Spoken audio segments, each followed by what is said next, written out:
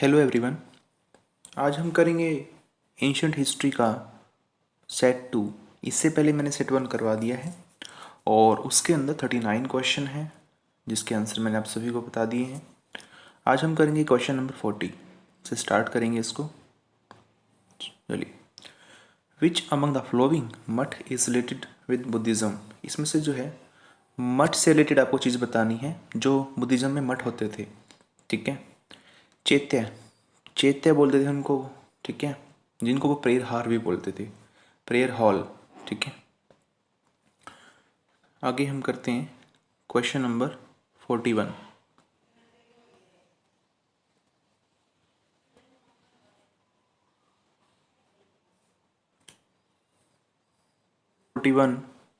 Where has the world largest monolithic statue of the Buddha been installed.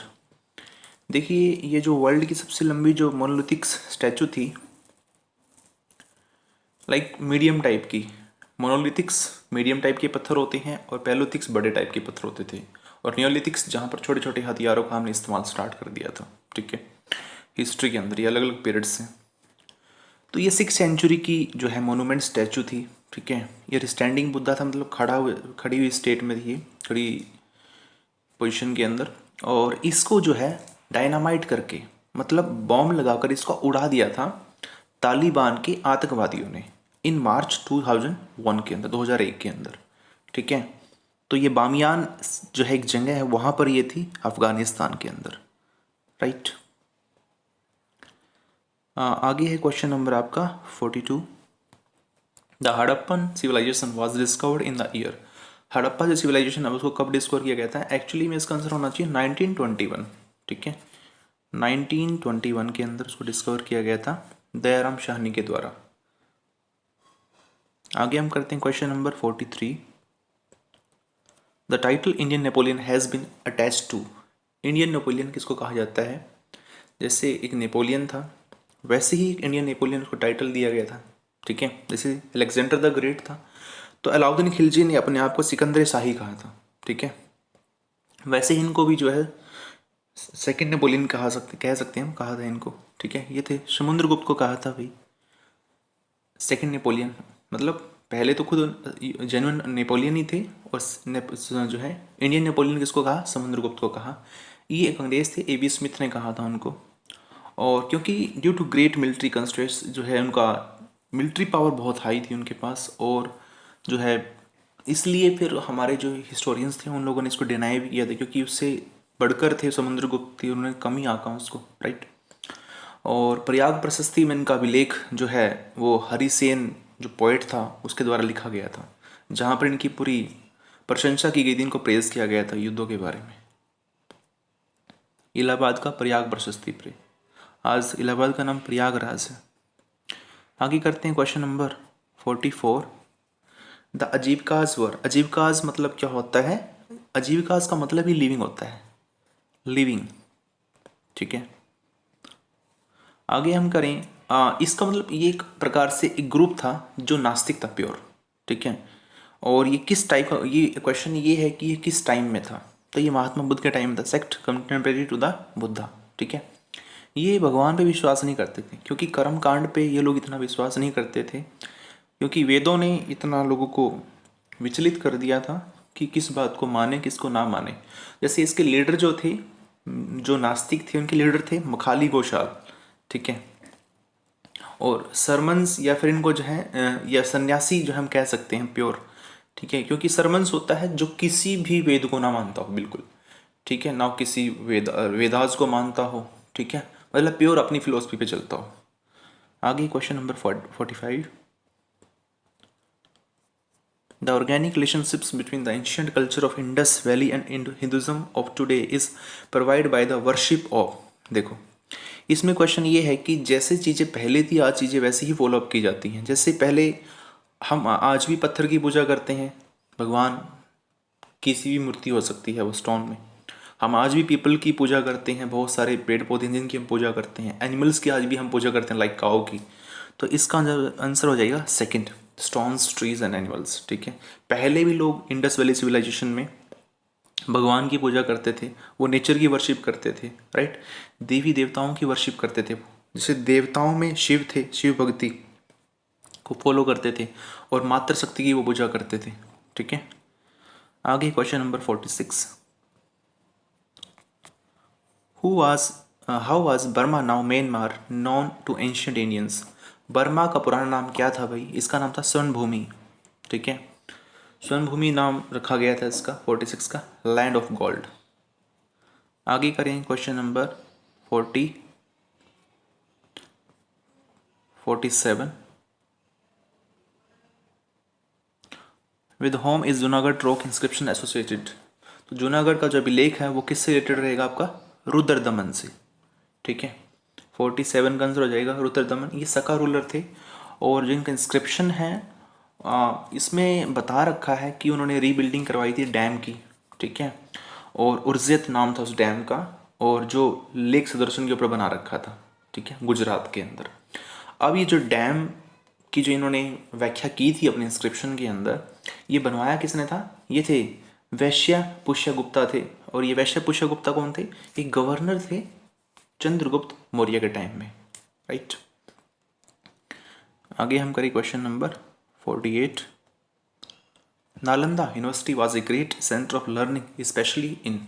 देखो, Nalanda university purely related थी Buddhism से, एकदम peak time था जहाँ पर बुद्धिस्ट लोग यहाँ पर शिक्षा ग्रहण करते थे, ठीक है।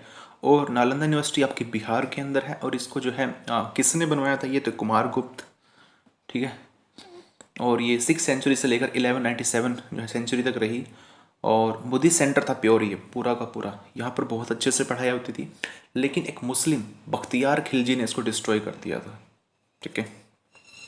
आगे question number 49, the rath of Mahabalipuram was build during the region of. जो रथ थे महाबलीपुरम के अंदर वो किसके टाइम में बनवाए गए थे, वो बनवाए गए थे पल्लवास के टाइम में, राइट। 49 का हो जाएगा पल्लवास, और नरसिम्हावर्मन वन ने बनवाया था उसको, पल्लवास डायनेस्टी का जो राजा था। आगे हम करें question number 50, who is held as the god of medicine by the practitioners of the Ayurveda. किसको मेडिसिन का गॉड कहा जाता है, तो ये थे Dhanvantari, right answer will be Dhanvantari, ठीक है। और इनको अवतार ऑफ विष्णु कहा जाता है, ठीक है। ट्रेडिशनल टाइम्स में इसको जो है अवतार ऑफ विष्णु कहा गया था। आगे question number 51, which was the only Indus site with an artificial brick dockyard. कहाँ पर आर्टिफिशियल डॉक ब्रिक यार्ड है, मतलब कि हाथों से बना रखा है डॉकयार्ड ये प्योरली, ठीक है, पक्की ईंटों से, जिनको हम पोर्ट बोलते हैं या फिर बंदरगाह। ये लोथल में है, ये लोथली जगह है जहाँ गुजरात के अंदर आपको पोर्ट मिलेगा यहाँ पर, जहाँ से हड़प्पन टाइम के जो लोग हैं ट्रेड करते थे। जैसे आज हम भी ट्रेड करते हैं मुंबई के रास्ते से, गुजरात गुजरात का हो गया, आपका कोलकाता से हो गया हुगली वाला, ठीक है। उसी प्रकार वो लोग भी ट्रेड करते थे इंडस वैली सिविलाइजेशन के लोथल से, ठीक है। और यहाँ ट्रेड सेंटर था ये एंशियंट टाइम्स का। यहाँ पर मेसोपोटामिया जो सिविलाइजेशन थी उसके साथ यहाँ हम ट्रेड करते थे, बहुत सारी सिविलाइजेशन के साथ ट्रेड करते थे। यहाँ पर हीरो मोतियों का लाइक बीड्स जेम्स जो हो गए, वैल्यूएबल्स ऑर्नामेंट्स हो गए। हमारा जो ट्रेड था वेस्ट एशिया के साथ था, यहाँ से अफ्रीका के साथ था, मतलब हमारी रूट्स बहुत स्ट्रॉन्ग थी उस वक्त भी, राइट। आगे करें question number 52, which dynasty succeeded the Chalukyas in the western India.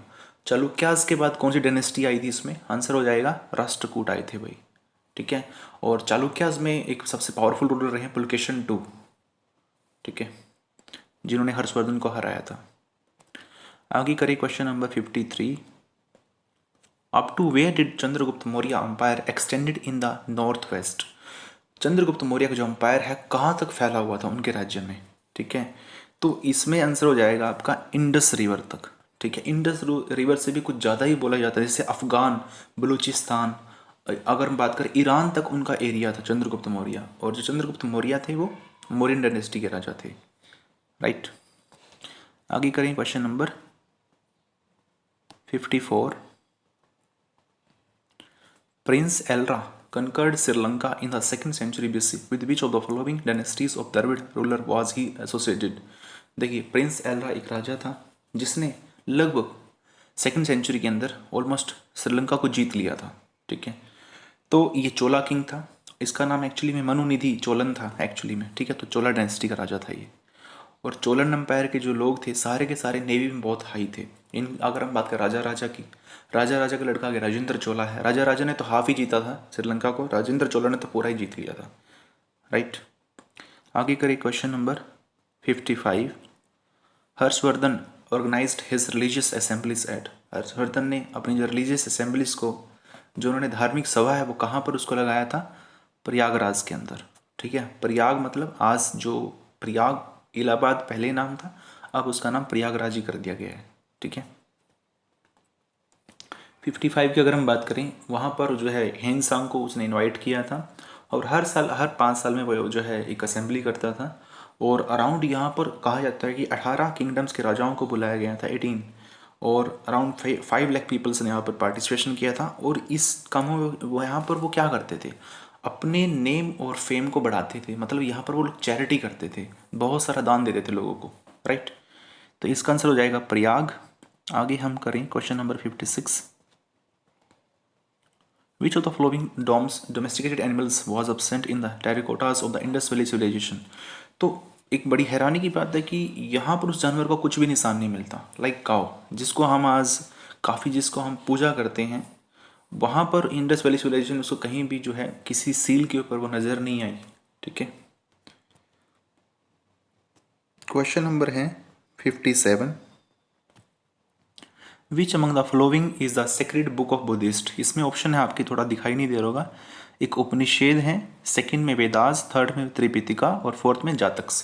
तो क्वेश्चन ये है इसमें कि कौन सी जो है बौद्ध धर्म की जो है एक धार्मिक बुक है, ठीक है। तो त्रिपिटिका उनकी जो है राइट आंसर हो जाएगा 57 का। और इट मीन्स होता है, त्रिपिटिका का मतलब होता है बास्केट ऑफ टीचिंग्स। और ये पाली लैंग्वेज में लिखी गई थी जो है बुद्धिस्ट लोगों के द्वारा। जैसे इनके अंदर 3 किताबें बहुत ज़्यादा धार्मिक हैं, एक विनय पीठिका, और दूसरी त्रिपिटिकास, और तीसरी है आपकी अभिधर्मा पीठिकास, ठीक है। Question number 58। The greatest development in the Kushan period was in the field of. Kushan ruler Kanishka की अगर आपको पता हो, तो मैंने इसके पहले भी बहुत क्वेश्चन हो चुके हैं कि उन्होंने किस चीज़ में बहुत ज़्यादा डेवलपमेंट की थी, वो थी आर्ट के अंदर, ठीक है।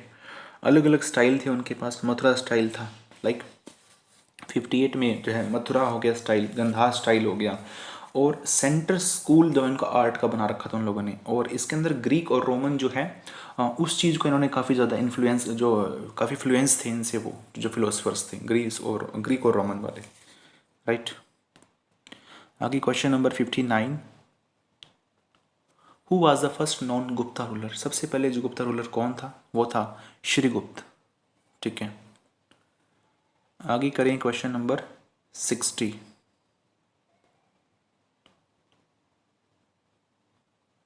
Which was the only Indus city without Citadel.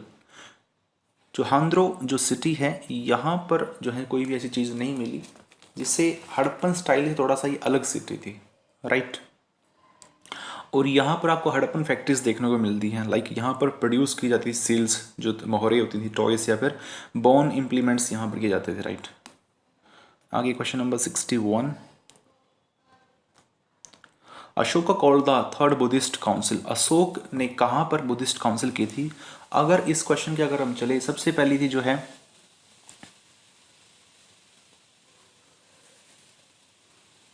गिर में थी, फिर वैशाली में थी, और फिर पाटलिपुत्र में थी, और लास्ट में हुई थी कुंडलग्राम में। तो अशोक की थर्ड वाली थी, ठीक है। तो इसमें से आंसर हो जाएगा Pataliputra, will be right answer, ठीक है। और 61 में अगर हम बात करिए, 251 BC में हुई थी। और जो इसको प्रेसिडेंट थे उस वक्त, इसको किसने प्रिसाइड किया था? वो थे मोगलीपुत्ती शाह, ठीक है। आगे question number 62। The tutor of Alexander the great. Sikandar के गुरु कौन थे भाई? ये उनका नाम था एरिस्टोटल, ठीक है। सिकंदर के गुरु पूछ रखा है। और एरिस्टोटल के गुरु थे प्लूटो, और प्लूटो के गुरु थे सोक्रेट्स। अगर हम बात करें, ये वेस्टर्न फिलोसफर थे सारे के सारे, ठीक है। और सिकंदर के फादर ने बुलाया था कि आप सिकंदर को शिक्षा दें, एरिस्टोटल को। फिलिप II नाम था उनके फादर का, अलेक्जेंडर सिकंदर के फादर का, ठीक है। आगे question number 63. Which of the following literary work belong to the classical Sanskrit literature? तो जो है प्योरली क्लासिकल संस्कृत लिटरेचर में काम जो है वो कौन सा है? मेघदूतम, ठीक है, 63 का। ये कालिदास ने लिखी थी मेघदूतम। इसका मतलब होता है क्लाउड मैसेंजर। आगे question number 64. Who propounded the eight fold path for the end of mystery of Mankind?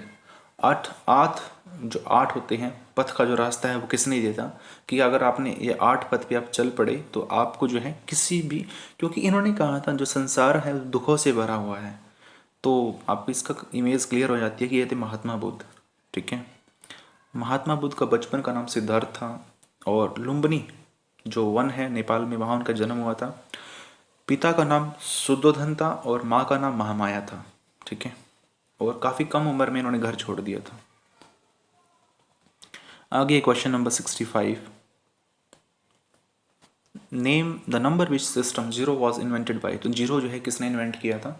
ये थे आर्यभट्टा, ठीक है। 65 का आंसर हो जाएगा आर्यभट्टा। और अगर हम बात करें आर्यभट्ट के बारे में, तो ये गुप्ता पीरियड के अंदर थे। आगे क्वेश्चन नंबर 66.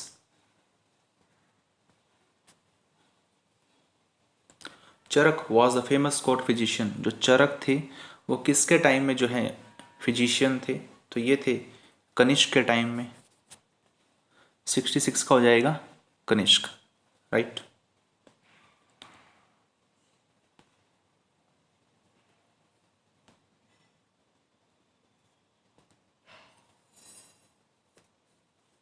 क्वेश्चन नंबर है आपका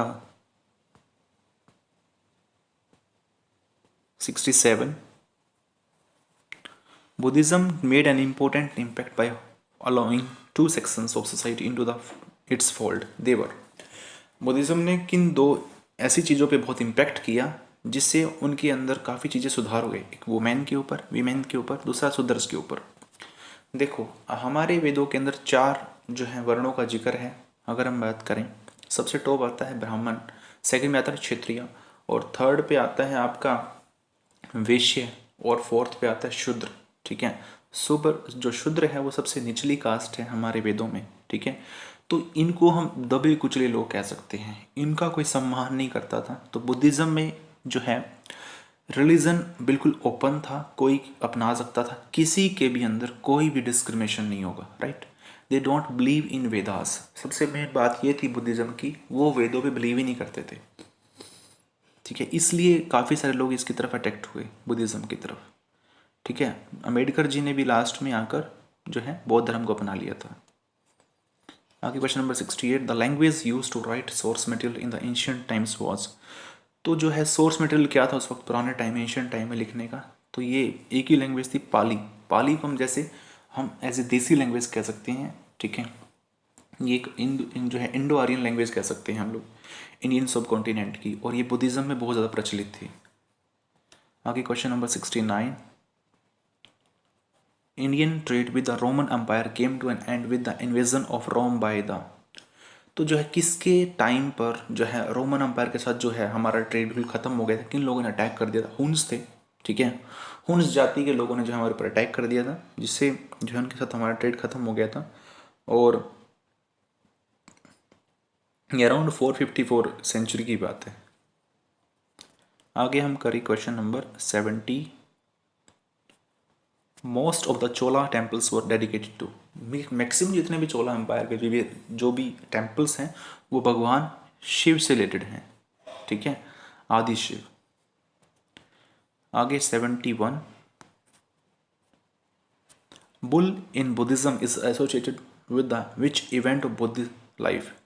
बुल का रिलेशन महात्मा बुद्ध से कैसे है? देखिए इसके अंदर क्वेश्चन ये है कि जब भगवान बुद्ध का जन्म हुआ था तो उनकी माता को सपने में कुछ चीज़ें नज़र आई थी, लाइक लोटस एंड बुल नज़र आए थे, ठीक है। तो इनका रिलेशन बर्थ से हो जाता है, राइट। अगर हम बात करें जब उन्होंने घर छोड़ा था तो उनका रिलेशन हॉर्स से होता है, हॉर्स से, ठीक है। जब उन्होंने जो है उनको ज्ञान की प्राप्ति हो गई थी तो वो उसका रिलेशन है बौद्ध ट्री से, ठीक है, बौद्ध ट्री के अंदर से, ठीक है। अगर हम बात करें फोर्थ चीज़ की, जब उन्होंने पहला अपना सारनाथ के अंदर उपदेश दिया था, उसका रिलेशन होता है व्हील से। ठीक है। अगर हम बात करें फिफ्थ पॉइंट की, जैसे पहला बर्थ हो गया, सेकंड में ज्ञान की प्राप्ति, तीसरे में जो है सेकंड में घर छोड़ा था, थर्ड में उन्होंने ज्ञान की प्राप्ति की, फोर्थ में उनका व्हील है, और फिफ्थ में है परिनिर्वाणा, जब उनकी मृत्यु हो गई थी। तो उसका रिलेशन होता है स्तूप से। ठीक है। अगर सुना हो किसी ने, सांची का स्तूप जो अशोक ने बनवाया था महात्मा बुद्ध की याद। ठीक है। आगे है क्वेश्चन नंबर जो है 72। Which of the following would be the most accurate description of the Mauryan monarchy under Ashoka? Enlightened despotism. Despotism, yes. एक प्रकार से हम कह सकते हैं प्योर पावर अपने हाथ में रखना। ठीक है। उस वक्त जो है राजा के पास पावर प्योर थी, मतलब सारी की सारी पावर राजा के पास थी, जनता की कोई नहीं सुनता था। लेकिन हाँ, अशोक ने कलिंगा युद्ध लड़ने के बाद, वहाँ लाखों लोगों को मारने के बाद चेंज हुआ था उनके अंदर। फिर उन लोगों, अशोक ने जो है प्रजा के लिए बहुत सारे हितकारी काम किए थे, मतलब प्रजा को खुश करने के उन लोगों ने जो है, अशोक ने बहुत सारी जो है, जैसे उनके लड़के हैं